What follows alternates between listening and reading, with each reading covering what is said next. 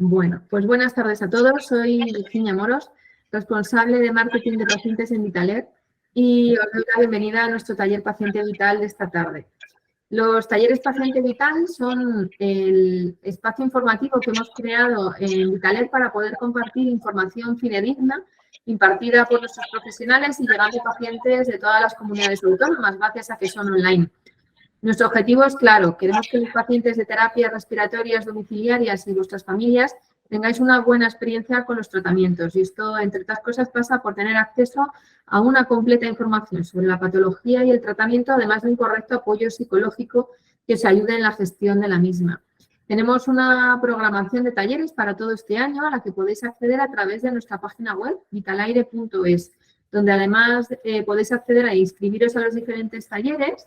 Y además también podéis acceder y podréis descargar las grabaciones de los distintos talleres que hemos ido realizando en este año. Aprovechando que hago referencia a nuestra página web, quiero recomendaros la sección específica que tenemos que se llama Espacio ELA. La hemos creado con el objetivo de que tanto los pacientes con la enfermedad como los familiares o cuidadores podáis encontrar información fiable y una red de apoyo necesaria que os acompañe durante el transcurso de las distintas etapas de la enfermedad. Para su desarrollo hemos contado con nuestro ponente de esta tarde, el doctor José Luis Díaz Cordobés. Él es un psicólogo experto en el tratamiento de pacientes con ELA y coordina todos los contenidos que aparecen. Os animo a visitar esta sección porque estoy segura de que os va a resultar muy útil. También en nuestra página web, en la sección de información al paciente, tenéis una sección que se llama Consultorio de Ventilación. La hemos creado con el objetivo de ser un soporte en el día a día del uso de la ventilación, dando soporte tanto técnico como emocional, como psicológico, a través de nuestros profesionales, enfermeros y psicólogos. Voy a dar acceso ahí, perdón. Es tan sencillo como que accedáis a la web, rellenáis vuestros datos, veis este formulario que aparece, nombre y apellidos, correo electrónico, y tenéis que seleccionar el tipo de consulta, si es de tipo técnico, que irá a nuestros enfermeros especialistas en ventilación, o si es de tipo psicológico, que irá a nuestro especialista, que es el doctor José Luis Díaz Cordobés, y indicarnos vuestra consulta. Y en un plazo de 24 horas máximo tendréis respuesta. Creemos que puede ser de gran apoyo y utilidad en el día a día. Antes de empezar ya con el taller, os quiero compartir una serie de normas. El taller está siendo grabado. De esta forma luego lo podréis ver si queréis a posteriori. Podréis acceder a la grabación a través de un link que os indicaré después en un correo electrónico que os enviaré a la dirección con la que os habéis inscrito. Y bueno, os pedimos que durante la exposición de José Luis tengáis el micrófono apagado para evitar interrupciones, pero en cualquier momento, si tenéis cualquier comentario o duda, podéis activar el micrófono y preguntarle directamente o a través del chat también. Y la cámara, ya a vuestra voluntad, si queréis tenerla activada o desactivada. Al final de la presentación, de todas formas, dejaremos espacio para las preguntas. Y ya sin más, voy a dar paso a nuestro ponente, al doctor José Luis Díaz Cordobés. Él es psicólogo, doctor en psicología por la Universidad de Valencia. Desde mayo de 2009 trabaja en el servicio de neumología del Hospital Clínico de Valencia, en la atención a pacientes con ELA y sus familiares. Y desde el año 2012 es profesor asociado de la Universidad Internacional de Valencia y es uno de nuestros magníficos profesionales en Vitaler. Así que, sin más, le voy a dar paso y os doy las gracias a todos por estar esta tarde con nosotros. Muchas gracias. Gracias, Virginia. A ti voy a compartir la presentación.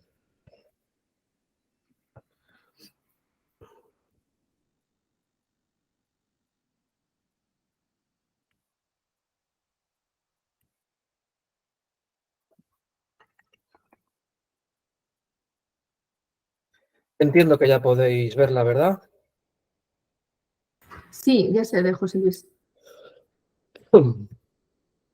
Bueno, pues gracias, Virginia, como te decía, por la presentación y gracias a los asistentes por venir. Hoy que casi es estar en familia con tanta gente conocida, pues uno se siente muy bien. Y bienvenidos a los que no os conocemos por dedicar este ratito de la tarde pues a escucharnos, ¿no? Y para compartir pues cosas que consideramos pues fundamentales en la práctica clínica y en la ayuda a personas que están viviendo su proceso de enfermedad, su proceso de ELA.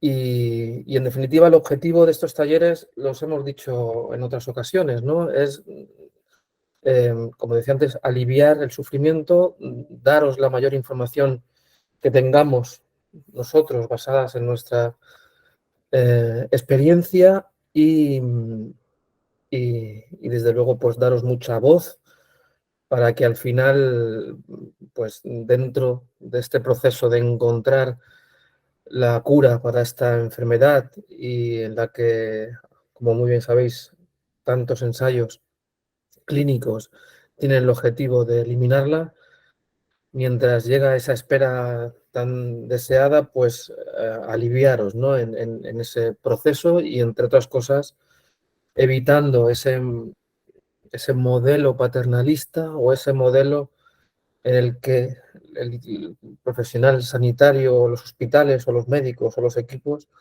pues a veces decidían por nosotros y donde no se nos daba, digo, a los pacientes todo el protagonismo que se merecen, ¿no? Esa es un poco la idea de hoy, así muy general. Es, yo creo, lo que más tiempo nos ha llevado desde el punto de vista psicológico en el hospital de atender, de investigar, de prestar toda la atención del mundo para tener una enfermedad como esta en la que en un momento determinado sí o sí tenéis que decidir acerca de procedimientos y en los que, a diferencia de otras enfermedades graves,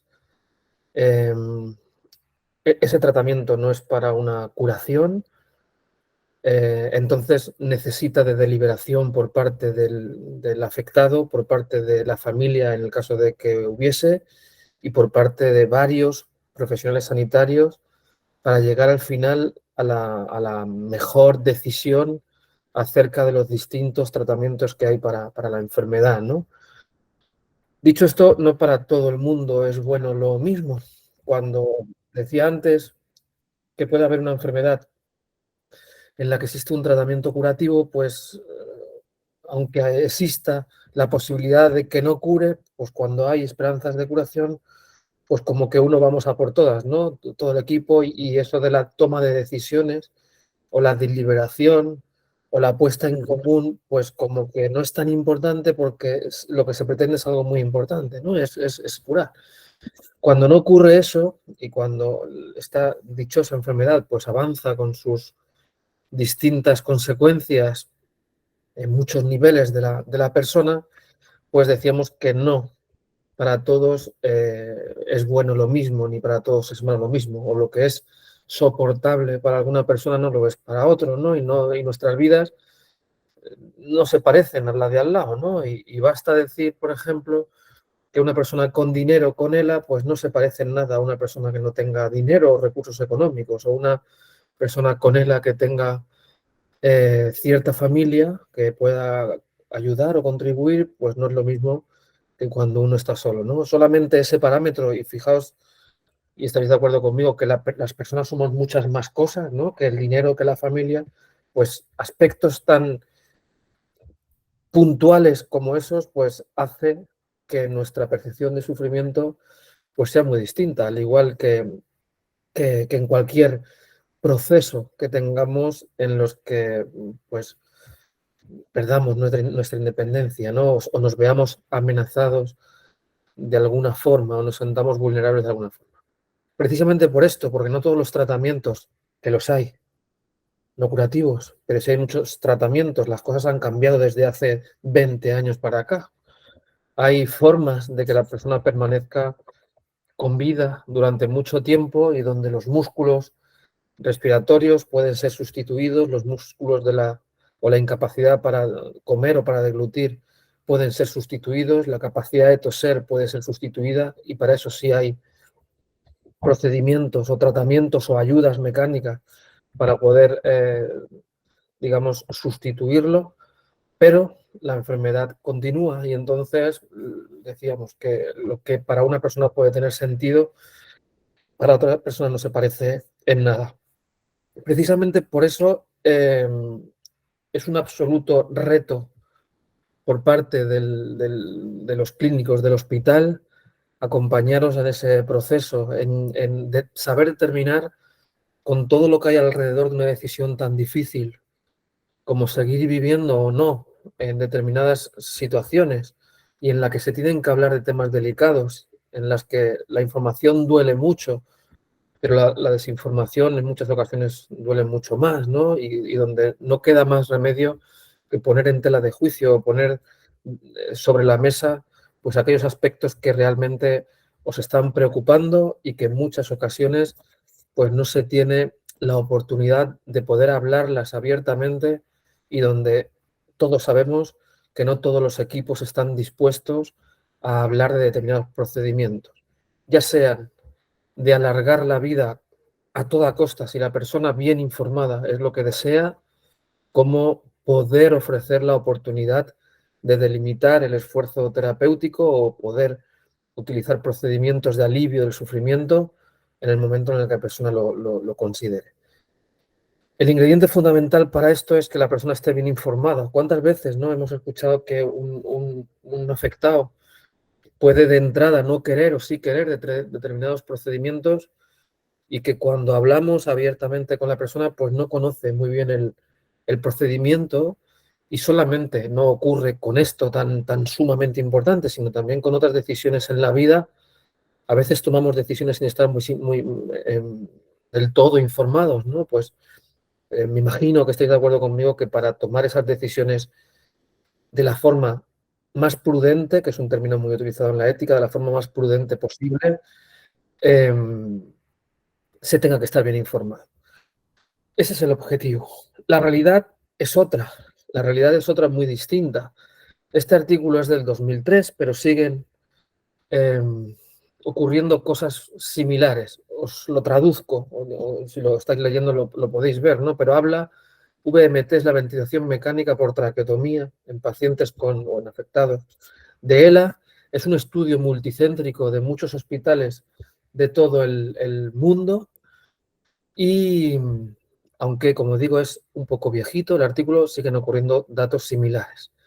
De los 300 personas que se les preguntó después acerca de cómo había sido su proceso de toma de decisiones acerca de la traqueotomía o de la ventilación mecánica invasiva, de ellos solamente el 27%, solamente 86 personas de 300 dijeron que habían tenido la ocasión de poder deliberar con su equipo y de poder preguntar claramente los pros y los contras. El resto de personas, que son muchas, son 75%, 7 personas de cada 10 dijeron que no habían tenido oportunidad de haberlo discutido. Virginia, en el otro ordenador no veo muy bien el chat porque pierdo la conexión. Si hay alguna pregunta importante, por favor, si me la puedes decir, pues te agradezco. Descuida, no, el ruido que oyes es por los pacientes conectándose, no hay preguntas todavía, yo te aviso. Vale.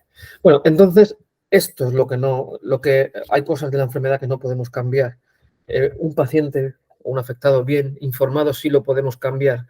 Una relación no paternalista y donde da protagonismo a la persona, que es la que sabe acerca de su propia vida, y el médico o el equipo es el que sabe acerca de los procedimientos, eso sí lo podemos cambiar. Kabat-Zinn, el iniciador del mindfulness archiconocido ahora en todos los sitios y de la meditación, que hizo la consulta del dolor en Massachusetts y con las 8 famosas sesiones en su clínica y quien trajo a todo Occidente la meditación para adecuarla a nuestro ritmo de vida, una técnica oriental de muchos años, ya hablaba, ¿no? O ya habla de la importancia de la relación médico-paciente o de profesional-paciente cuando realmente lo estamos pasando mal, ¿no?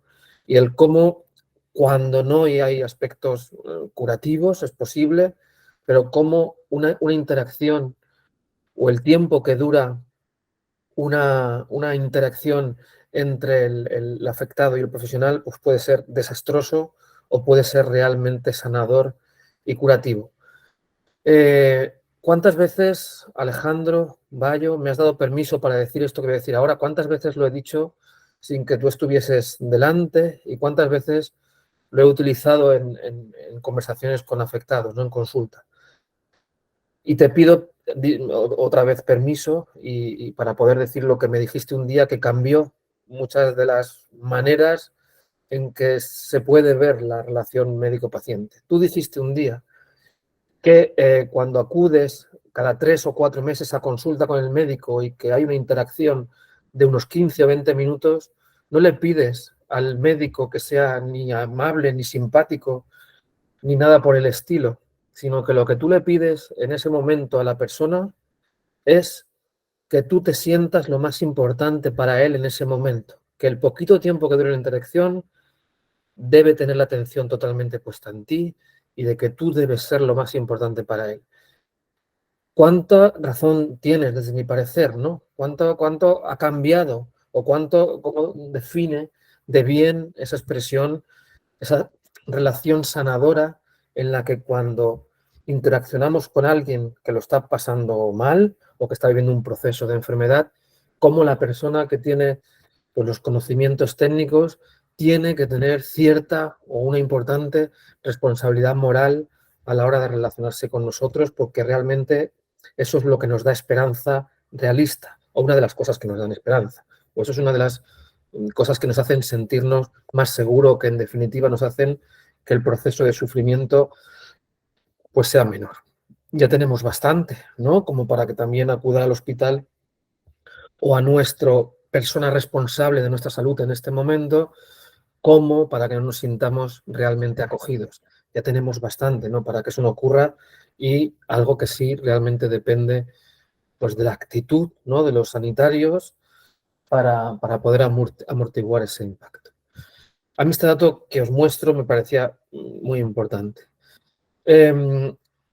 Nadie sabe cómo va a ser la evolución de cada persona. Conocemos afectados con una evolución que se puede denominar larga en comparación con otras personas. Para la persona debe pasar todo como un relámpago de rápido, pero es inevitable las comparaciones y hay gente que en poco tiempo existe un proceso de afectación muy importante y hay gente que más despacio. Lo que está claro es que en un momento determinado de la enfermedad, y como digo, a diferencia de otras enfermedades, el afectado de ella tiene que decidir determinados procedimientos. Yo quizá no sería beneficente si hablara de esto, si no todas las personas vais a pasar por este proceso.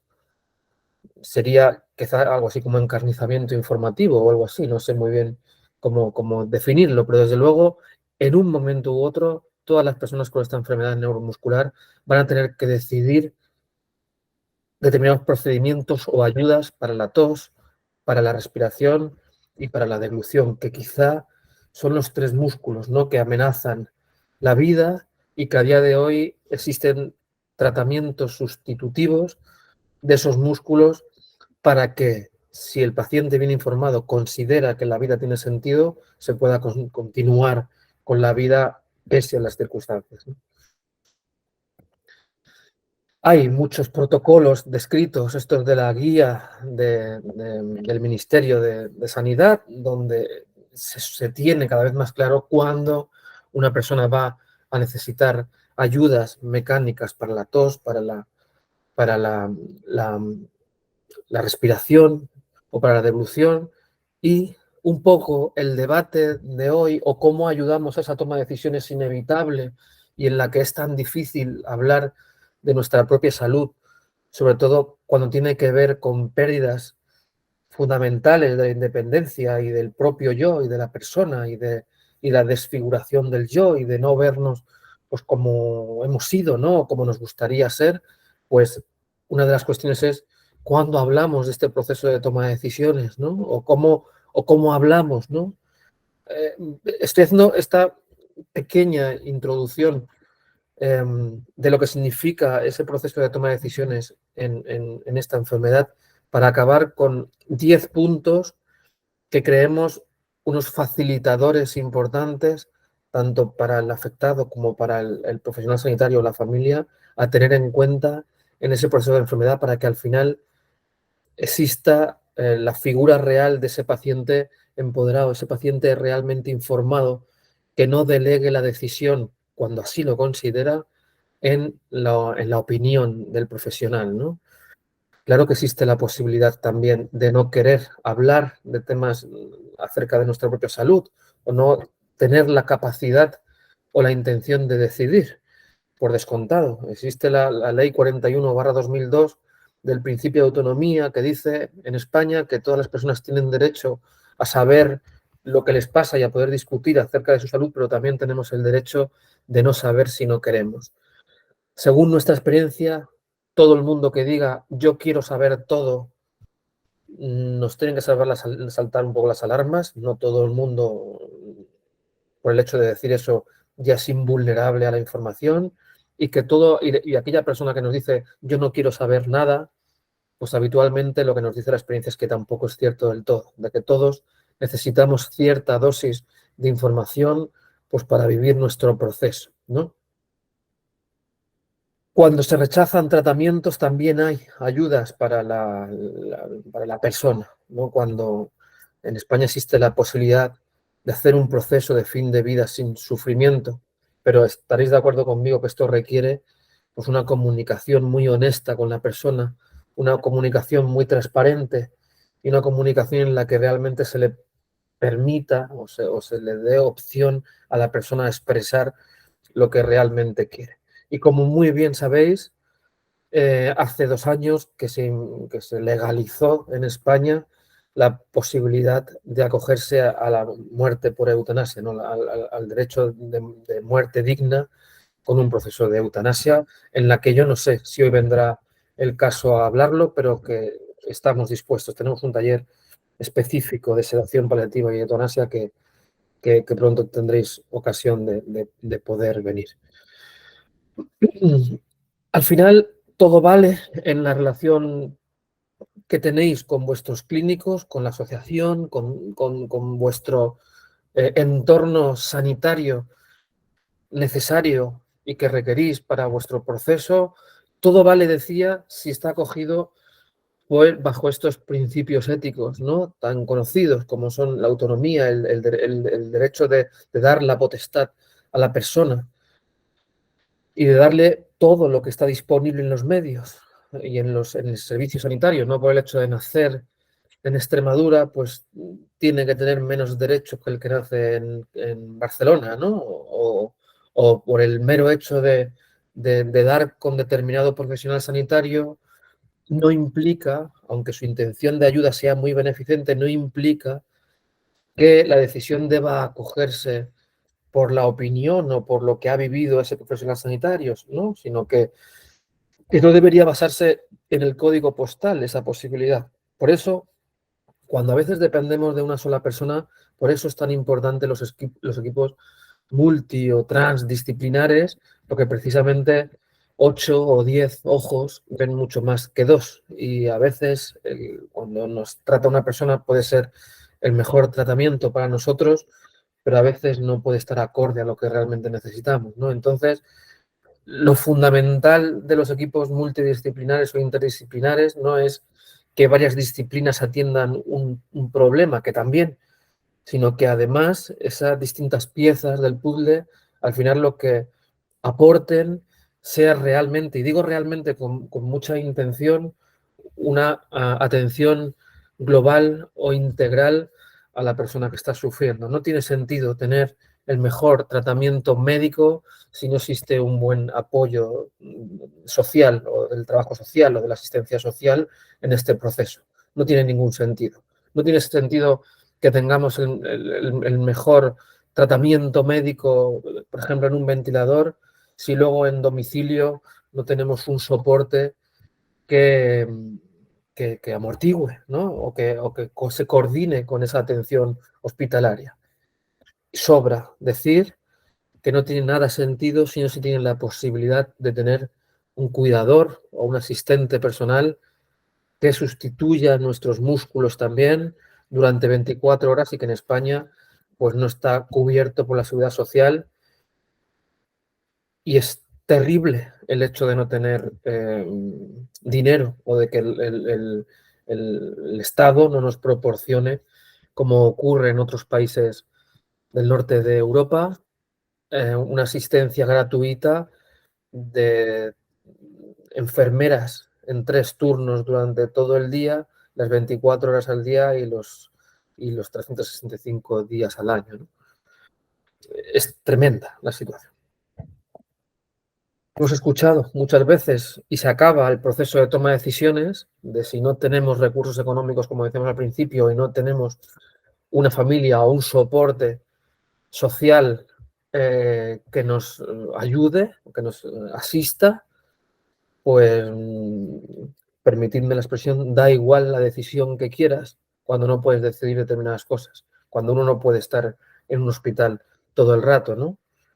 Es uno del talón de Aquiles de la atención de afectados de ELA, pero yo no estoy descubriendo evidentemente ninguna cosa, sino que necesitamos esa asistencia gratuita para las personas con altodependientes o con imposibilidad de poder cuidarse a sí mismo.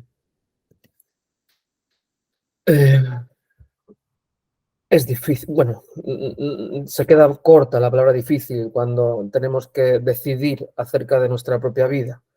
Y además, cuando se nos obliga, en cierto modo, a decidir, como decíamos, ¿no? A diferente de otras enfermedades. Imaginaos, no lo sé, una leucemia donde hay una médula compatible en el banco de médulas, pues existe un riesgo de rechazo importante. Pero cuando existe la posibilidad de curación, salvo situaciones concretas y muy especiales, pues todo el mundo va a querer intentar acogerse a esa médula porque existe la probabilidad, como decíamos, de curación. Y no hay una decisión como tal, ¿no? La decisión se debe activar cuando las consecuencias positivas o negativas de un procedimiento pues no están claras. Y aquí anticipamos un poco ya directamente. La traqueotomía no es buena ni mala.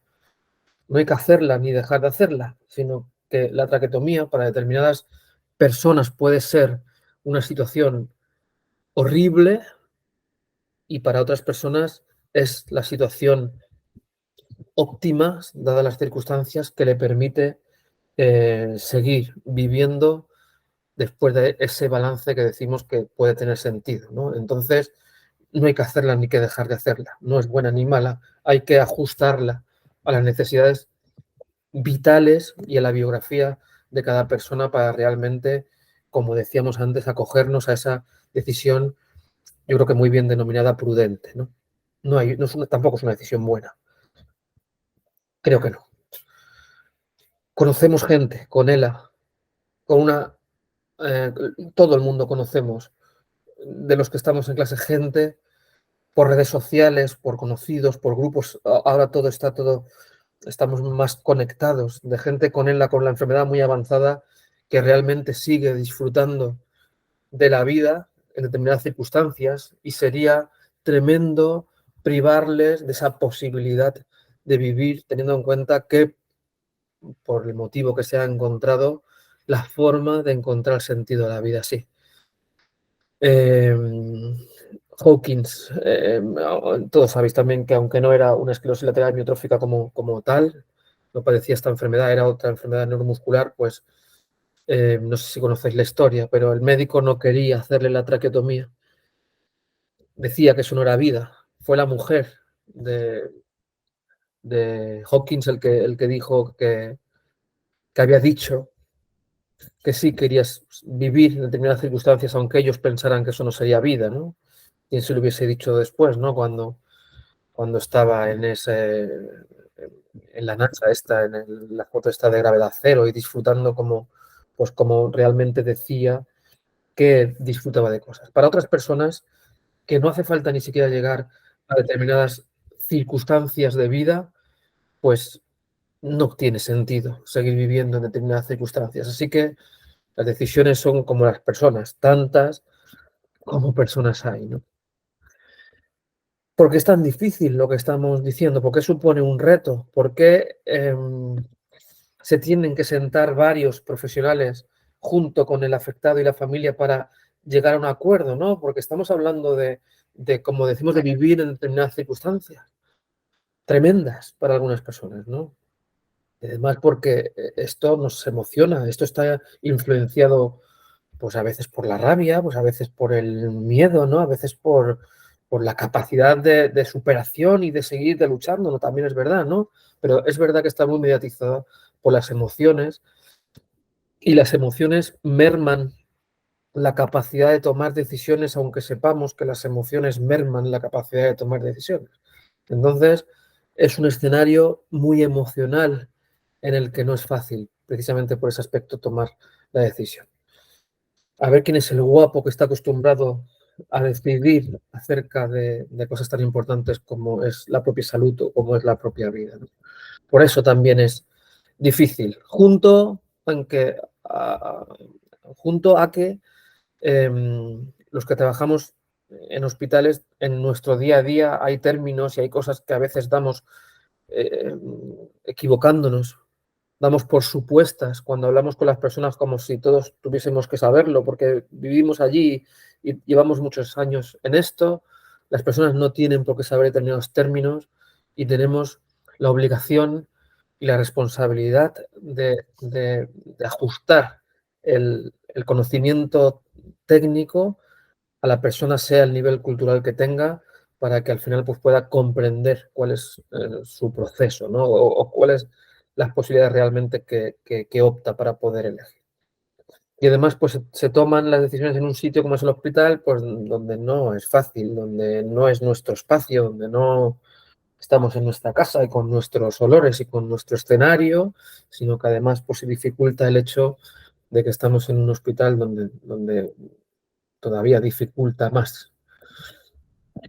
Y bueno, pues porque venimos también de un modelo paternalista, esto del modelo deliberativo que estamos luchando mucha gente y que cada vez las generaciones nuevas, eh,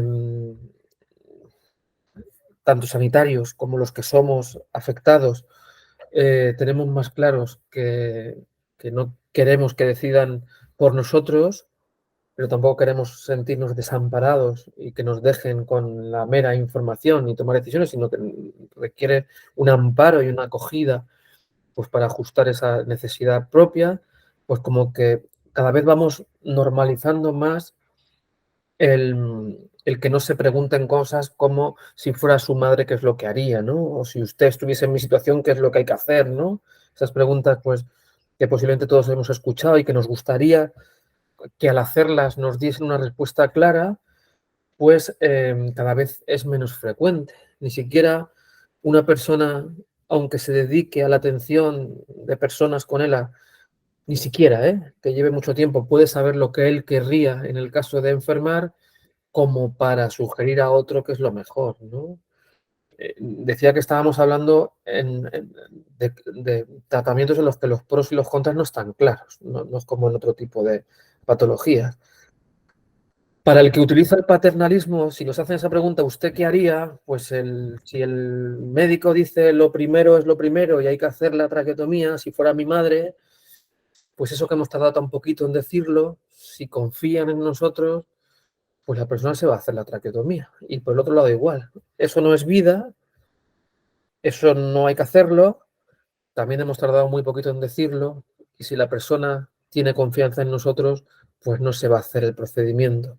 Y tampoco estaríamos acogiéndonos a esos 4 principios de la ética que se llaman beneficencia, autonomía, y tampoco estaríamos ofreciendo la justicia, ¿no? Bueno, y decía que todos los afectados de la tienen al final, con perdón, que decidir, aunque el precio sea que la enfermedad evoluciona, ¿no? Eso es pues, justamente lo que realmente hace también difícil ese proceso. Lo venimos diciendo. El modelo paternalista ya no lo queremos, no sirve, no sabemos ni siquiera lo que querríamos nosotros como para poder decir abiertamente qué es lo mejor para otro. El sistema informativo, el modelo informativo tampoco sirve. No quieres decidir, pues yo te doy los datos y tú decides. Tampoco sirve. Necesitamos poner en acuerdo los valores de la persona junto con los conocimientos técnicos del profesional. Y la única forma que tenemos de hacerlo es con una mesa.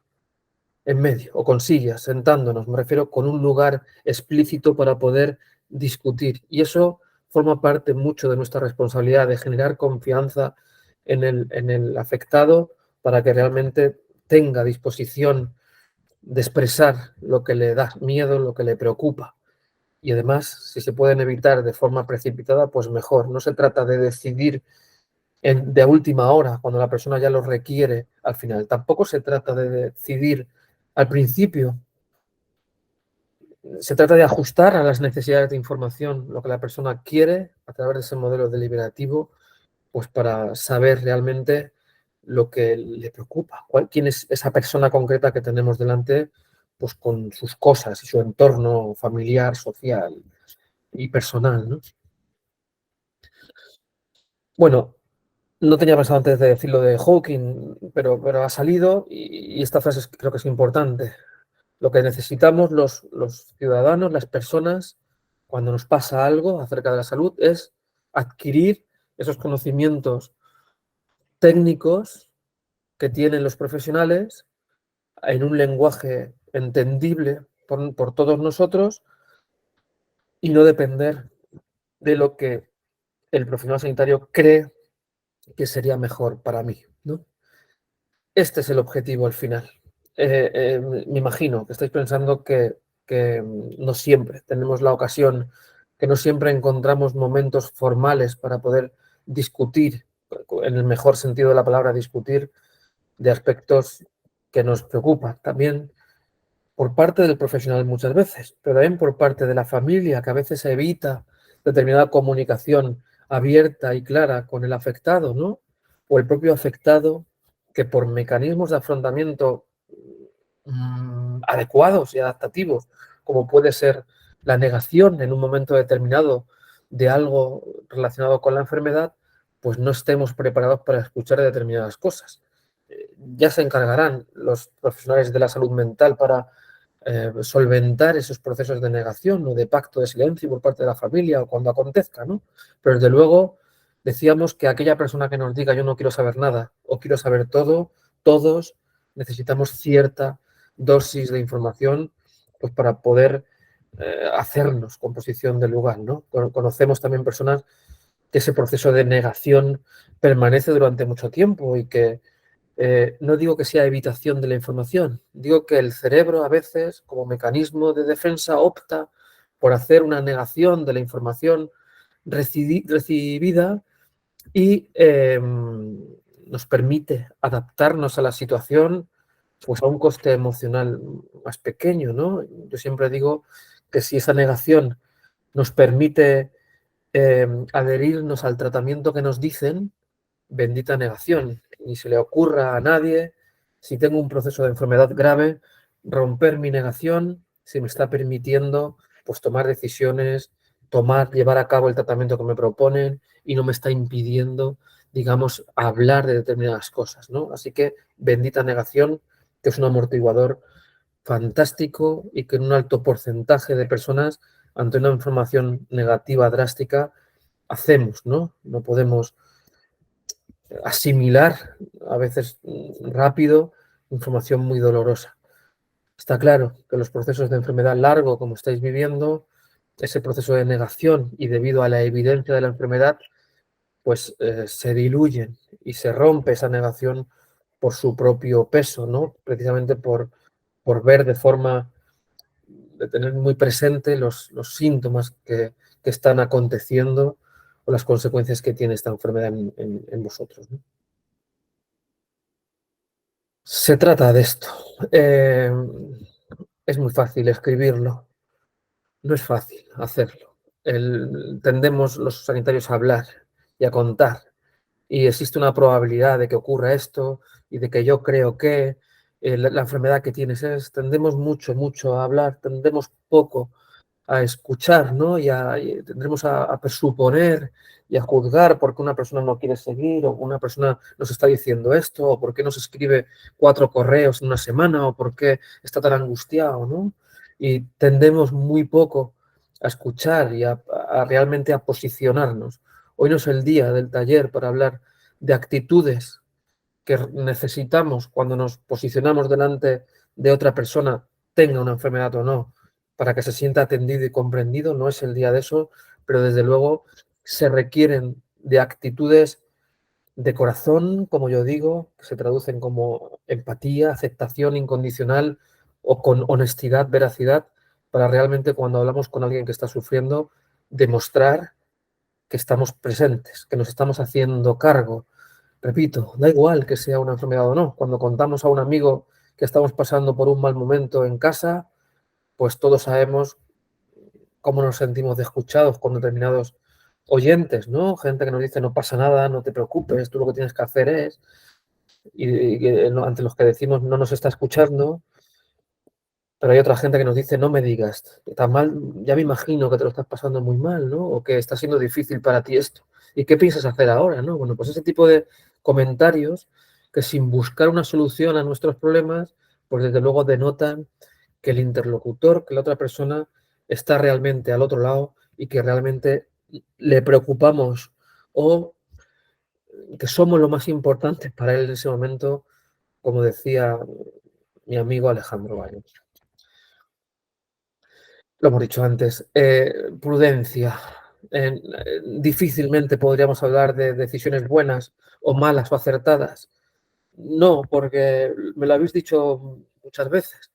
Decidir determinadas cosas, sea el camino que sea, pues es una decisión costosa y a un precio muy alto y no me siento capaz de decir, utilizando vuestras palabras, que sea una decisión acertada o adecuada o buena. Pero sí, desde luego, se trata de entre todas las opciones la prudente y que tienen como denominador común pues los diferentes puntos de vista, ¿no? Como veis en la diapositiva, y la que sin la opinión del profesional no se puede tomar una decisión prudente.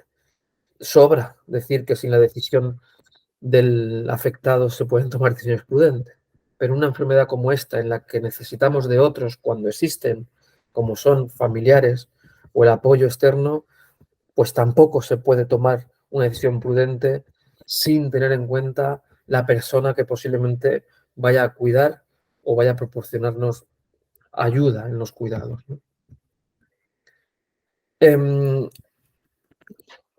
Creo que lo ha dicho Virginia y lo digo yo. Podéis, evidentemente, interrumpir siempre que queráis y hacemos un parón. Lo decía ahora porque a partir de ahora vienen los 10 tips, los 10 diapositivas o cuestiones enumeradas del 1 al 10 como cosas o aspectos muy importantes a tener en cuenta cuando estamos decidiendo con alguien acerca de su salud, de su vida y donde los beneficios y los contras de ese tratamiento ofrecido no están claros. Yo antes de estar en el clínico en neumología estuve en el Hospital General de Valencia atendiendo a personas con gliomas de alto grado, que son tumores cerebrales malignos, y cuando tuve la oportunidad de trabajar allí fue por un neurocirujano que decía que cuando decidía, cuando hacía toma de decisiones con los pacientes, teniendo en cuenta que no era un tratamiento curativo y que la esperanza de vida con ese tumor era de 1 año como máximo, decía que cuando tenía una entrevista de si se operaba o no la persona, entended que no era una cirugía curable, que curaba, sino que era para alargar determinados meses o semanas, asumiendo las consecuencias de la cirugía de cerebro, imaginaros, pues él decía que había buscado un psicólogo porque le daba la sensación de que cuando, como neurocirujano, hablaba con alguien, como que inconscientemente, aunque se propusiese lo contrario, arrastraba a la persona a la cirugía, ¿no? Los oncólogos decían lo mismo, decían que sin querer un poco empujaban al tratamiento de quimioterapia, ¿no? Y el radioterapeuta decía lo mismo, y el psicólogo quería intervenir emocionalmente y que cada uno, pues dentro de su parcela que conoce, como que en una decisión donde la balanza no está clara, como que inconscientemente empujaba la decisión, ¿no? Cuando entré en el clínico, en neumología, el antiguo jefe de servicio, Emilio Cervera, decía lo mismo. Y cuando hace 18 años, 17 y medio, me entrevisté con él, decía que cuando decidía con personas afectados de ELA, que cuando decidía le daba la sensación que sin querer podía empujar a una decisión de hacerse más la tráqueo, ¿no?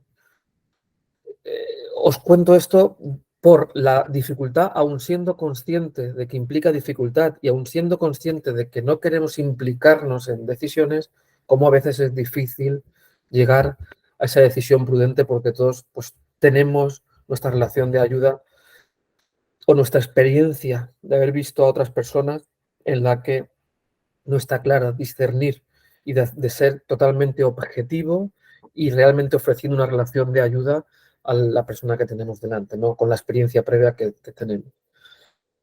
El primer punto que quería compartir con vosotros es que no todos los profesionales sanitarios opinan lo mismo. Eso es peligroso. No todos opinan que, por ejemplo, vivir con traqueotomía es vida o no es vida. Es una opinión personal, es una idea, una creencia. Y eso, como decíamos antes, no debe modular la decisión. No podemos depender de la opinión de una sola persona. Y lo que está claro refiere a conocimientos y actitudes por parte del sanitario. Eso no se puede eliminar. Lo que sí tenemos que ser es extremadamente cuidadoso con ofrecer nuestra opinión a las personas. Este artículo, publicado en Neurology, una revista muy importante, ya reconocían muchos profesionales, como os acabo de decir, de Emilio, sin querer, o de Juan Antonio Barcia, el neurocirujano que os comentaba, cómo empujaban, lo reconocían, cómo sin querer empujaban la decisión, todo con una intención muy beneficente, ¿no? Al igual que mejoran los tratamientos en los ventiladores, por ejemplo, tenemos que aprender a mejorar en nuestra relación profesional, afectado y familia, pues para poder acoger y ofrecer una atención, pues como lo que estamos diciendo, muy basada en la deliberación, pero que tenemos que aprender, porque tienen que ver mucho también con nuestros propios valores, nuestras propias actitudes, ¿no? Nuestras propias motivaciones, ¿no? También dentro del equipo. El tiempo que dura la interacción es finito, es una cuestión en la que nosotros lo hacemos varias veces a la semana, pero la persona afectada lo vive solamente una vez y es su propia vida, ¿no? Y entonces necesitamos hacernos expertos también en este tipo de comunicación para no vernos arrastrados por esto. Por eso se requiere de estas actitudes que también nombraba antes, ¿no? Se trata no de llegar a la excelencia en la práctica clínica, son totalmente exigibles por vuestra parte. Necesitáis profesionales con una realmente con empatía real, de posicionarse en nuestro lugar, ¿no? Y de como decía Kabat-Zinn, de que cuando alguien realmente tiene una intención de ayudar, está ahí presente. La presencia se nota, la presencia cura, decía, ¿no? Y ese hacerse cargo del otro, pues se transmite. Y eso es sanador en cualquier interacción. Un segundo punto suena muy lógico y suena de que no es debatible, pero la decisión es del paciente. No siempre ocurre, ya no solamente por parte del profesional, sino también por parte del entorno, de la familia, ¿no? En la que a veces nos vemos influenciados por las sugerencias de hermanos, de pareja, de hijos, ¿no? Y a veces pues basta con que tenga una incapacidad emocional el afectado para hablar de lo que quiere, de lo que necesita, para que sea más difícil, ¿no? Hacerse, digamos, acogerse a esta ley 41/2002 del principio de autonomía que decíamos antes también, ¿no? Lo que también es cierto, y esto, si no lo nombrásemos, no seríamos honestos, sería mirar para otro sitio, es que a veces existe una afectación cognitiva en pacientes o en afectados de ELA. Antes, el hecho de que hubiese algún fallo cognitivo se consideraba incluso como un criterio diferenciador de una esclerosis lateral amiotrófica. Ahora ya se sabe que un porcentaje importante de personas con ELA tienen cierta afectación cognitiva. Hay un porcentaje con una afectación grave, un 8 o 10%, y está compartido en la literatura científica, pero hay otro 30% que hay cierta afectación cognitiva relacionada con dificultades para la atención, dificultades para la memoria o dificultades para la función ejecutiva, que precisamente es la que se encarga del proceso de toma de decisiones. Hay un 60% de afectados de la que están intactos desde el punto de vista cognitivo, que no hay ninguna afectación, ni leve ni moderada.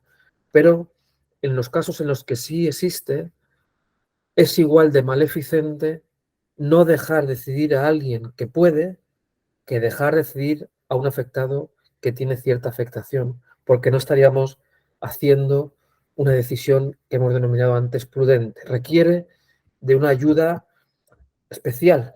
De hecho, la revista más importante mundial de ELA ya no se llama ALS solamente, sino se llama ALS, y como veis en la pizarra, Frontotemporal Degeneration, como afectación cognitiva, ¿no? Ya lo decíamos, es igual de maleficente no dejar decidir a una persona que puede hacerlo que otorgar la posibilidad de elegir cuando realmente no se tiene la competencia de elegir, ¿no? Esto sigue siendo responsabilidad por parte del equipo, de en aquellas personas que tienen dificultades para decidir, ajustar con más pulcritud o con más delicadeza aquella información para que la persona al final pueda decidir acerca de sí mismo, ¿no? Esto implica el tercer punto que quería compartir con vosotros, que una persona en un test neuropsicológico tenga un problema de atención o tenga un problema de memoria o incluso alguna afectación leve en la función ejecutiva, no significa que no pueda decidir acerca de su vida.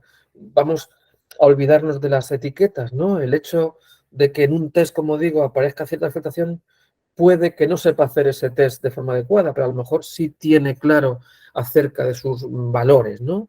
A lo mejor no puede cognitivamente hacer una delimitación de un proceso estructurado muy detallado, por lo que el sanitario tiene la obligación de mascar, perdón por la expresión, o de facilitar la información de una forma que sí sea comprensible, aunque tenga dificultad pues, para tomar decisiones siguiendo unos pasos establecidos, ¿no? Al final, desde el punto de vista clínico y siguiendo unos criterios de White, que son los más compartidos en el ámbito clínico, podemos decir que una persona es competente para decidir, independientemente de los test, que para lo que sirven es para que nos salten las alarmas a los equipos. Otra cosa es que esté muy alterado la afectación cognitiva, en la que claramente la persona no puede decidir. Bajo ningún concepto no puede decidir porque no tiene la capacidad de comprensión de la información. Pero cuando está dudoso, decía que servía para que nos llame la atención y ser más cuidadosos aún. White, en sus criterios, decía que una persona es competente para decidir acerca de su salud cuando, con sus propias palabras, es capaz de expresar qué es lo que le pasa, qué proceso está pasando, qué enfermedad tiene, cuáles son las distintas opciones terapéuticas que se le han ofrecido y qué consecuencias, qué pros y contras tiene cada una de esas opciones terapéuticas. Cuando una persona, aunque sea con un lenguaje suyo y no necesariamente técnico, sea capaz de decir estas alternativas, podríamos decir que una persona es competente, independientemente, digo, del test que no esté bien respondido. En los casos en los que hay una afectación importante, no puede la persona decidir. Sería dejarle hacer algo que realmente no tiene la capacidad o la competencia, ¿no? Y en ese caso, ¿quién es la que decidiría, no? Bueno, pues tampoco quizás sea mucho el día de profundizar en esto, pero de aquí la importancia del documento de directrices previas o de voluntades anticipadas. Uno no va a saber cuándo va a tener la capacidad mermada, no por el hecho solo de padecer una ELA, sino en situación de salud puede que nos veamos en una situación en la que no podamos decidir, bien por urgencia, bien porque hay una afectación o bien porque tenemos un cambio de salud abrupto. Puede que no tengamos la capacidad de dar nuestra opinión. La importancia de las instrucciones previas o directrices previas radica justamente en eso. Después de una persona capaz de poder discutir acerca de su salud, si no puede, el siguiente paso que más se acerca a esa capacidad de decir lo que uno quiere es el documento de voluntades anticipadas, aunque se escriba en un momento en el que no estamos viviendo exactamente el proceso, pero ya es algo más cercano a nuestra voluntad de lo que sería si no estuviese ese documento. A veces no hace falta escribirlo cuando está recogido en la historia clínica. Nosotros lo decimos muchas veces en el hospital. El hecho de que una persona exprese una voluntad anticipada se queda reflejado en la historia, y si a la persona le da tranquilidad escribir a través de, pues, con un testigo y a través de forma legal de ese documento, fantástico. Pero desde el punto de vista operativo, tenerlo recogido en la historia, al menos a nosotros nos sirve. Cuando no existe ese documento de voluntades anticipadas, se tiene que legalmente recurrir a lo que se llama testimonio de allegado familiar. El testimonio del familiar no es la opinión del familiar, es si el afectado, a pesar de no tener voluntades anticipadas escritas, dijo, expresó en algún momento qué es lo que quería o qué es lo que no quería. No se parece en nada a la opinión del familiar. Es si el familiar había escuchado al afectado dar su opinión acerca de su situación. Esa situación creo que es la siguiente diapositiva. Ahora vuelvo para atrás para lo anterior. Esa información, ese testimonio tiene más valor si lo dijo concretamente de este procedimiento no lo quiero para nada, cuantas más directamente se refería a sí mismo, cuantas más veces lo dijera, cuantas más cercanas fueran a quien se lo dijo, y pues cuantas con más ímpetu o reiteración se hiciera, pues más valor tiene ese testimonio de allegado familiar. A veces el familiar no tiene ese testimonio por parte del afectado y se tiene que recurrir legalmente a la reconstrucción de la voluntad hipotética. ¿En qué consiste? No es la opinión del familiar, es tú, familiar, tú que lo conocías bien al afectado, ¿qué crees que él habría dicho en esta situación? ¿Qué crees que él habría querido, tú que lo conoces bien?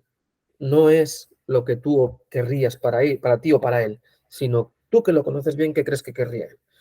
Y por último, cuando no existe esa información, es el quinto paso cuando se hace una decisión por representación, cuando el equipo profesional o cuando la familia tiene que decidir según sus propios criterios cuando todo lo anterior no ha sido posible, que es en los menos casos.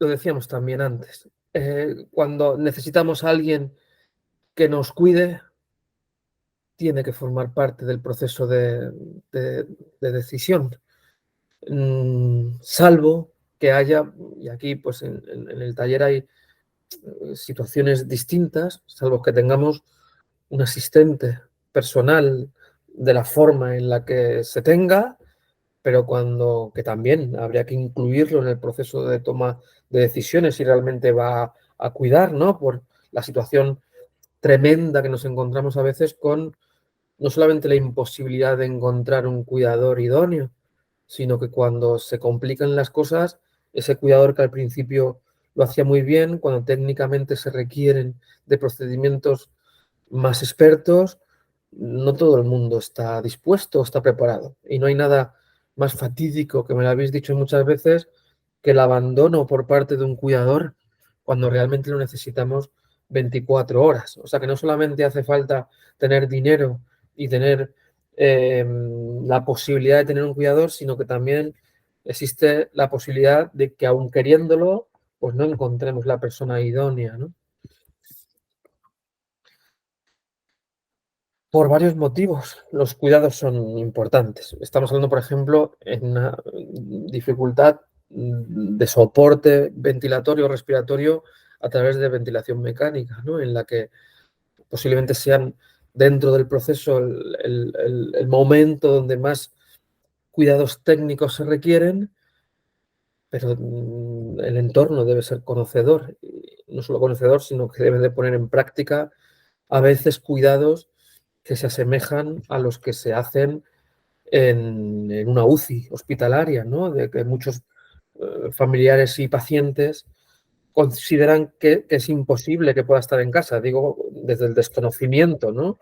Y también puede ser la actitud por parte de algunos profesionales de decir, eso no puede ser en casa.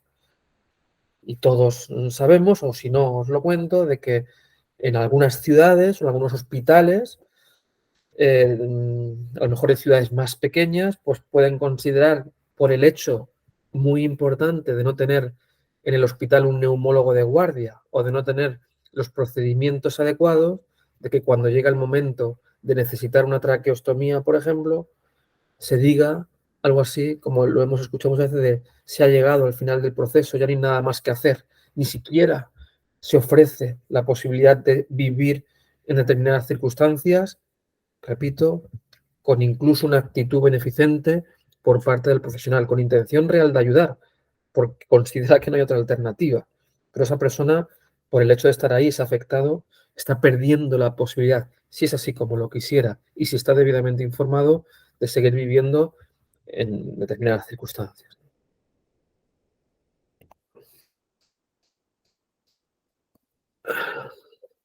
Hay que discutir, en el mejor sentido de la palabra, con el afectado esto.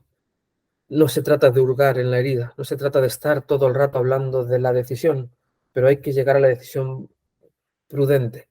Aquellas decisiones que están basadas en la presión que nos ejerce la familia de papá, ¿cómo no vas a seguir? O de por miedo al procedimiento, o por miedo a la muerte, o por determinadas circunstancias, esas cosas, esas decisiones que no están basadas realmente en un deseo explícito de vivir, no son buenas consejeras para la decisión. No suele existir una satisfacción posterior de haber decidido esto. Son las personas que suelen decir, si yo sé que es esto, no me lo hubiese hecho. O si sé que me va a esperar esto, no lo habría decidido. Hay gente que no piensa eso después de habérselo hecho. Habitualmente, las personas que deciden, cuando esa decisión realmente está deliberada y basada en lo que en su valor, en lo que realmente su motivo por el seguir viviendo y no por el no hacer daño a la familia o por evitar otras determinadas circunstancias.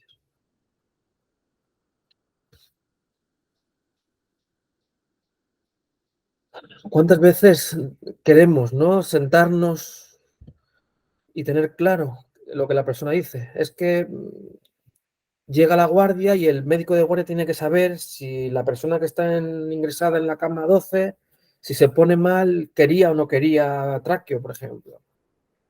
Bueno, pues yo entiendo que se tengan que saber y que a veces esa medicina defensiva haga que queramos un sí o un no. A veces existe que podamos decir un sí o un no, pero a veces uno no es capaz, aunque tenga capacidad y competencia para decidir, no es capaz de posicionarse en seguir viviendo o no. Requiere ayuda realmente por parte del equipo. A veces requiere también de un proceso y requiere de una deliberación. No se trata de dos casillas de sí o no. Se trata de que depende también, ¿no? O de que en un momento determinado, pues puedo querer, en otro momento determinado no.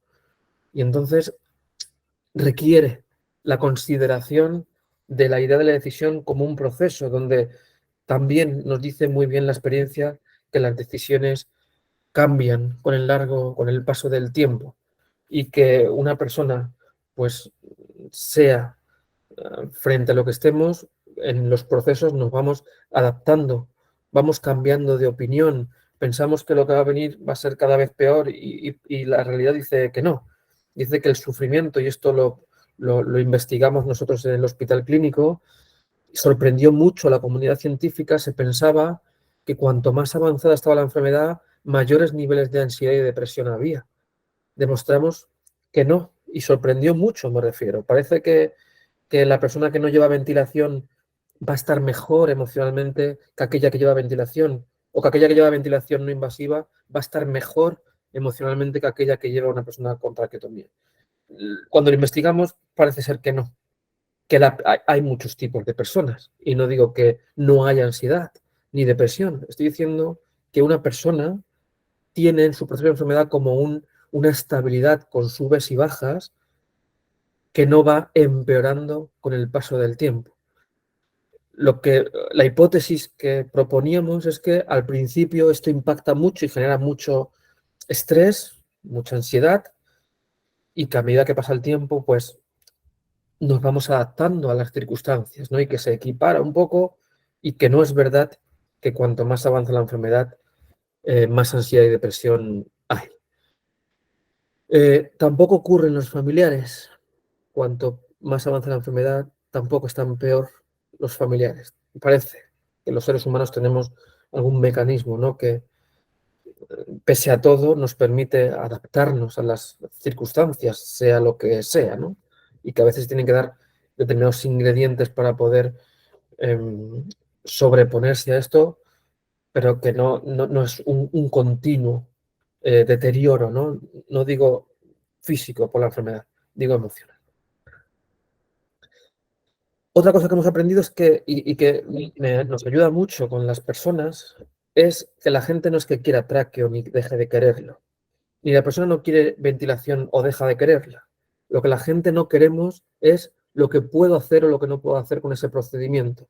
A veces asociamos a algún procedimiento con la tráqueo de si hago la tráqueo ya voy a estar en cama, ya voy a estar quieto, ya voy a estar sin poder ducharme, sin poder salir. Eso no es verdad. Y yo aquí no vengo a defender ni a no defender nada. Simplemente digo que hay que tener en cuenta lo que la gente no está dispuesto a asumir para vivir. Yo no estoy dispuesto a vivir si no puedo comunicarme con claridad. ¿La tráquea me permite hacer eso? A veces sí y a veces no. Pero no es que no quiera ni deja de querer la tráquea. Lo que no quiero es vivir en determinadas circunstancias, en determinados estados de salud. Espero que esto estéis de acuerdo y que se me entienda lo que quiero decir, ¿no? Yo sé que a veces es difícil de entenderlo, pero si la tráqueo me permite hacer determinadas cosas que en mi balanza de vida le dan sentido a lo que hago, da igual, con perdón, si tengo tráqueo o no. Esto es lo que os decía antes. Muy rápido. La barra más clarita de la izquierda, de los 4 grupos de la izquierda, es sin ventilación. La más oscura del medio es con ventilación. La tercera de la derecha en cada grupo es por traqueotomía. El primer bloque de 3 es ansiedad del afectado. El segundo bloque es depresión del afectado. Y después es ansiedad y depresión del cuidador. No hay diferencias, como os decía, estudiado de forma empírica respecto a la ansiedad y depresión con ventilación, sin ventilación o por traqueotomía. Algo ocurre para adaptarnos o esa es nuestra hipótesis. No sabemos muy bien por qué, ¿no? O porque es así. No tiene por qué empeorar como a priori se podía esperar. En las tomas de decisiones, a mí se me cae la cara de vergüenza cuando hablamos de toma de decisiones, de vivir en determinadas circunstancias sin un apoyo institucional claro por parte de asociaciones hospitalarios y de cuidadores externos. ¿Para qué queremos el mejor procedimiento si no tenemos a nadie que nos lo pueda quitar o poner? ¿O de qué me sirve tener el mejor equipo del mundo si no tengo posibilidad de contactar con ellos o tengo que acudir a urgencias o tengo que llamar a centralitas, ¿no? Se requiere de un apoyo de verdad. Esto no es igual que otra enfermedad más leve, cada uno tenemos lo que tenemos, pero no es lo mismo la vulnerabilidad de determinadas enfermedades unas que otras, sobre todo en aquellas en las que se dependen 100% de terceros. Se requieren, para hablar de tomas de decisiones dignas, de un apoyo institucional firme y no existe. La penúltima que quería deciros es algo que también hemos ido aprendiendo con el paso del tiempo. Cuando intentábamos de la mejor forma que nos daba la vida y que podíamos intentamos ayudar a la gente que tenía que decidir acerca de estos procedimientos,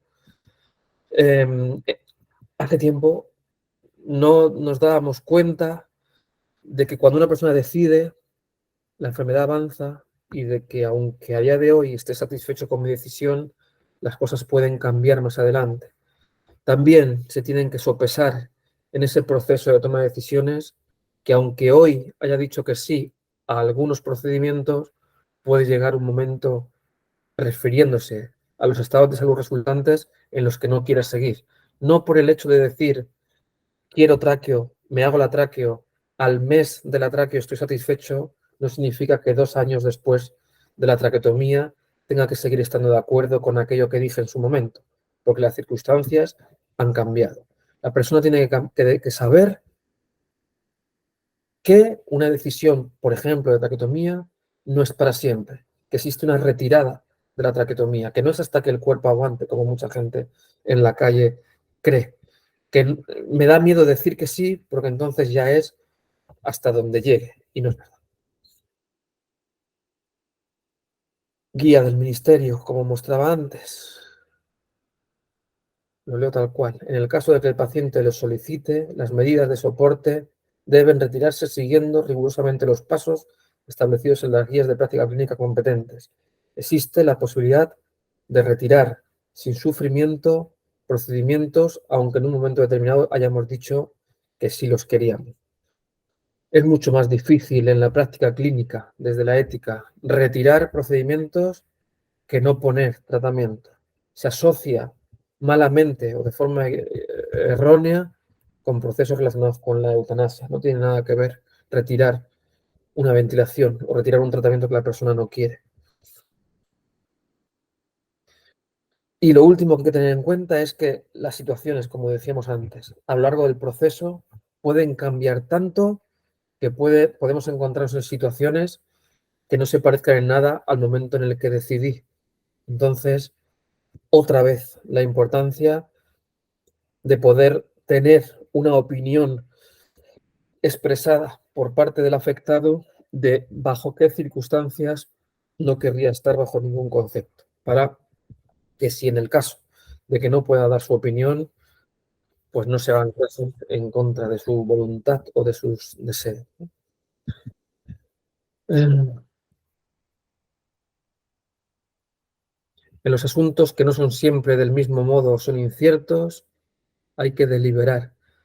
Está inapropiado exigir una demostración de la ética, como lo es permitirle a un matemático que solamente use argumentos probables. Hay otros ingredientes. No es sí o no, no es todo o nada, no es quiero o no quiero. Mil gracias por escucharme y estoy pues para escucharos y para que podáis decir lo que consideréis y muchas gracias por atenderme de verdad. Bueno, pues nos queda todavía unos minutos. Si queréis preguntar cualquier cosa o compartir vuestra opinión, podéis activar el micrófono directamente o si no, a través del chat nos podéis indicar también vuestro comentario.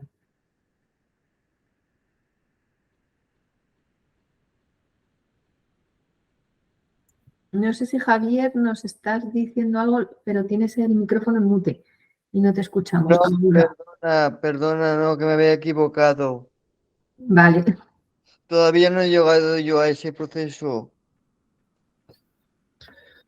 Bueno, Javier, ya me imagino que no. Se trata, pues, no solamente es un proceso de traqueotomía o no, como ha podido surgir en algún ejemplo que hemos visto, sino de saber tu biografía, tu proceso, ¿no? De qué es lo que estás dispuesto y a qué tratamiento te quieres acoger, teniendo en cuenta, como hemos dicho, que no sabemos cuánto tiempo va a pasar y es muy distinto en todas las personas, pues tendrás que decidir algunas cosas acerca de tu tratamiento, ¿no? Ya estoy en ello, hablo con mi psicóloga. Pues me alegro que tengas la oportunidad, Javier, de poder hablarlo. Espero que la psicóloga pues tenga también contacto directo con el equipo médico, que es quien te va a poder ayudar y que también ellos tengan conocimiento de tus deseos y de lo que realmente te preocupa y te importa, claro. No Vale, solamente la psicóloga. muchas gracias. Gracias a ti, Javier, por compartirlo. Gracias a ti. Muy buena experiencia. Ha sido una buena experiencia para mí. Pues te agradezco que hayas venido y que lo compartas. Gracias, compañero. Te espero a las próximas. Ahí estaré Un abrazo, Javier. igualmente. Pues sí, mientras los pacientes deciden si quieren hacer alguna pregunta, la semana que viene tenemos un nuevo taller, el miércoles también, del que les enviaré información sobre el apoyo emocional en los pacientes con ELA, que seguro que les será muy interesante. Yo mientras contarles que les vamos a enviar un correo a continuación cuando finalicemos el taller, en donde les indicaremos el enlace donde a partir del próximo lunes podrán acceder a la grabación del taller de esta tarde y además les damos el link directo para acceder a las distintas secciones de nuestra página web que hemos comentado al principio que tenemos específicas sobre paciente con ELA y sobre ventilación, que seguro que les es muy útil y para que accedan rápidamente en el correo les enviamos el link directo. Carmen, no sé si querías decir algo. Ah, perdona, que como habías activado la cámara pensé que querías comunicarnos algo. Así que, bueno, y ahí os incluiremos un pequeño cuestionario de valoración para que nos indiquéis si os ha interesado, qué temas os gustaría que tratásemos a futuro y bueno, pues cualquier tema que os interese estaremos encantados de poder desarrollar un taller específico. Nuestra compañera Gemma nos da las gracias. Un placer escucharos. Muchas gracias, Gemma, por estar ahí. Y bueno, no sé si... Yo creo que, perdón, Virginia, Sí, yo creo que lo José que dice Luis. Virginia es muy importante, de que por aquí, si es más difícil, lo entendemos muy bien, pero que nos podáis decir si realmente esto os sirve o si queréis alguna propuesta de cómo podríamos hacerlo para en definitiva, poder ayudaros, ¿no? Y que tenga sentido este taller. Yo me siento muy bien cuando comparto con vosotros, pero necesitamos escucharos también para realmente que la relación de ayuda se establezca y que esto le demos sentido. Eso es. Y sois vosotros al final los que nos estáis escuchando, los que nos tenéis que decir qué os interesa, cómo os gustaría que os contásemos las cosas. Así que encantados de escucharos siempre. Y bueno, yo lo que sí quiero es agradecer a José Luis sus explicaciones y siempre su colaboración con nosotros. Lola ha levantado la mano. Adelante, Lola. Tienes que activar el micro para que te podamos escuchar. No te oímos todavía.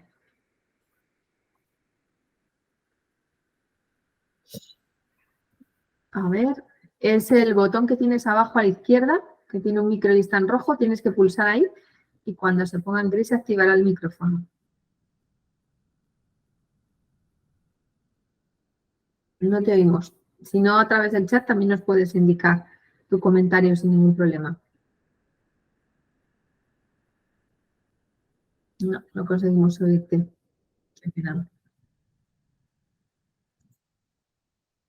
En el chat nos dice Carmen que ha sido interesante y que es difícil decidir, que todavía no está en esa situación, pero lo que sí tiene claro es la necesidad de información y las ganas de vivir en estos momentos que tiene. Fenomenal, Carmen. No te oímos, José Luis, estás en mute. Que muchas gracias, Carmen. Muy difícil eso que escribes y muy valiente, así que te agradecemos un montón que lo escribas públicamente. Gracias. Gracias, Ender. También nos dice que es interesante.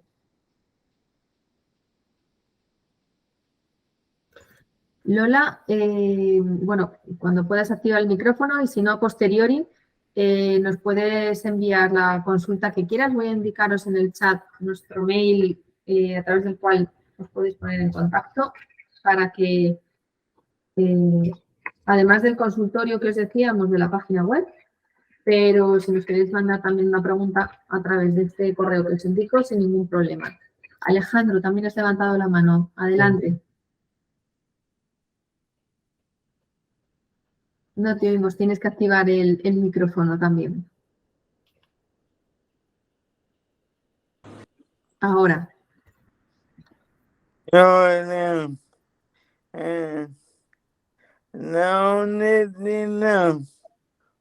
uno mismo es importante. No sé si me entienden. Sí, sí, Alejandro, que es muy importante. La honestidad con uno mismo es más importante de lo que parece. Bueno, a veces nos dejamos llevar por circunstancias. No, si nos ponemos a pensar sinceramente, no tomaríamos decisiones. Tomamos, no sé, dependiendo la honestidad con uno mismo. Qué difícil a veces, Alejandro, es esa autenticidad, ¿no? Por toda la presión que tenemos alrededor, ¿no? Y de ser coherente a lo que realmente pensamos cuando la vida aprieta de esta forma, pues no es fácil. Eso tú me lo has enseñado desde que te conozco. Entonces, actuar en función de lo que uno realmente piensa, pues es un grado. Yo creo que, bueno, creo que lo he contado una vez y tú y yo lo hemos hablado, de esa enfermera, una enfermera en cuidados paliativos en Estados Unidos, que fue recogiendo durante muchos años en una libreta 2 preguntas que le hacía a pacientes que con enfermedades distintas estaban en el proceso de final de vida y les preguntaba, primero por un lado, cómo le gustaría que le recordaran sus seres queridos y por otro lado le preguntaron a las personas qué cambiarían de su vida si volvieran a vivirla otra vez. La respuesta fue muy diversa, pero lo que la mayoría expresó de qué es lo que cambiarían de su vida fue haber sido, lo que tú dices, más auténtico, haber actuado más en función de lo que uno quería hacer y no tanto en función de lo que la gente esperaba de ellos, ¿no? Entonces, estoy de acuerdo contigo que la autenticidad y que eso el sanitario tiene que darte la oportunidad de ser auténtico y de que puedas expresar, pues es fundamental en esta historia.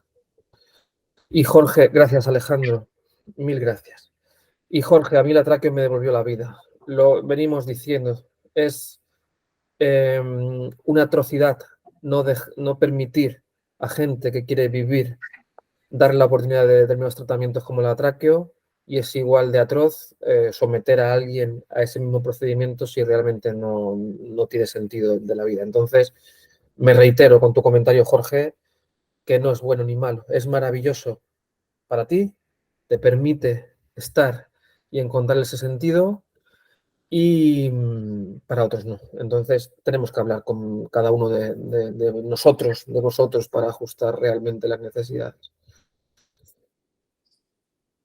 Sender también nos ha dejado un comentario, José Luis. Lo estás viendo, ¿verdad? Sender, otro taller que me gustaría independientemente del smartphone, que usemos un taller que valoraría, sería como usar el smartphone para TTS, text to speech y tener más independencia. Sí. Creo que muchas veces el entorno realmente nos dice no te preocupes, poco a poco vendrá. Estoy de acuerdo contigo. Desde que estoy en el hospital y atendiendo gente en vuestra situación, he dicho que una de las principales fuentes de sufrimiento es el aislamiento por no poder comunicarse. La tecnología permite comunicarse. Hay gente que está muy dispuesta. Hay gente que ya tenía conocimientos previos de informática y que lo tenéis más fácil. Hay gente que no tanto. Pero hay 1000 sistemas de comunicación aumentativa o alternativa para que nadie, aunque no pueda articular palabra, pueda comunicarse con detalle. Yo no entiendo de eso. Yo no puedo dar el taller, Sender, pero es fundamental que hablemos de asistentes o de ayudadores que nos informen bien de los procedimientos. En las asociaciones suponen una gran ayuda en ese sentido y, como me imagino que ahora sabes, al menos en la Comunidad Valenciana, la posibilidad de tener un comunicador alternativo o aumentativo está cubierto por la Seguridad Social desde hace 2 años y medio, 3. Entonces, algo que era al principio por 2 empresas como Iriscom o Magic Eye, que eran muy pocos y que eran carísimos los sistemas de comunicación, ahora que hay más competencia y que se trata de tener una tablet y dispositivos y software, pues nos permite que esté al alcance de todo el mundo. Pero lo tenemos que saber también. Entonces, solamente se sabe cuando nos lo cuentan y si no lo preguntamos, no nos lo cuentan y entonces no lo sabemos. Conclusión, paciente informado para darle esa atención integral que incluye la comunicación, que incluye el poder expresarse. Bueno, veo que nuestros pacientes están saludando por el chat, lo cual me da alegría que se encuentren y que se saluden, que es también lo que queremos, que sea un espacio de comunidad de pacientes que puedan compartir sus experiencias. Es lo que buscamos también en el Vitaler. Bueno, pues como dice José Luis, para nosotros eso, la información consideramos que es esencial para nuestros pacientes y por eso seguiremos insistiendo en talleres que os puedan resultar útiles. Así que, bueno, no sé si alguno quiere decir algo más, adelante, y si no, pues lo dejamos aquí, agradeciéndoos a todos el habernos acompañado esta tarde y a José Luis haber estado con nosotros. Y os emplazamos a la semana que viene, os enviaremos la información a vuestro correo en los próximos días y si os interesa y tenéis un ratito, estaremos encantados de compartir también la tarde con vosotros compartiendo información. Yo sí quiero decir, bueno, si no hay nadie más, quiero decir una cosa más. Virginia, gracias por promover esto, por preocuparte de estos aspectos y por seguir impulsando que tengamos este encuentro de poquitas personas, pero personas con muchas preocupaciones y situaciones complicadas y que sepan que estamos aquí pudiendo hablar de esto, pues gracias a ti, entre otras personas, ¿no? Y luego a Jorge, si nos puedes escribir tu opinión, todo el mundo, pero evidentemente, pero si tienes un ratito y nos escribes tu opinión del taller y lo que te gustaría que hablásemos, pues te agradezco mucho, Jorge. Así que gracias por tu participación, aunque no tengas vídeo. Yo sí me he quedado con ganas de verte. Ah, mira, se ha activado ahora la cámara, Jorge. ¿Le puedes ver? ¿Cómo puedo ver las cámaras? Es que veo los... A ver. Si te vas a la derecha, que aparecen como unos muñequitos, te dice mostrar todos. A la derecha del todo, que hay 5 iconos. Y ahí... Pero me aparecen 9 más, solamente veo los que hablan, porque creo que... A ver, cambiar diseño, creo que ahora lo voy a conseguir. Ah, cambio de diseño, sí. Sí. Ahora te veo. Ya te veo. Y a Carmen también, y a Begoña, Eso es. un poco a todos. Y a Sender con su camiseta del... Esa es la de la Neto, que era... ¿De qué montaña es? Ahí el ciclista. Bueno, gracias, pues Jorge, genial, y a todos. Y encantada de poder organizar estos talleres, José Luis. Sabes que para mí es absolutamente esencial que hagamos este tipo de actividades. Así que encantada. Si podemos ayudar un poquito, aunque son unos pocos pacientes, eso que nos llevamos. Así que nada, muchísimas gracias a todos y os esperamos en los siguientes talleres. Pasad buena tarde. Hasta luego. Gracias. Hasta luego.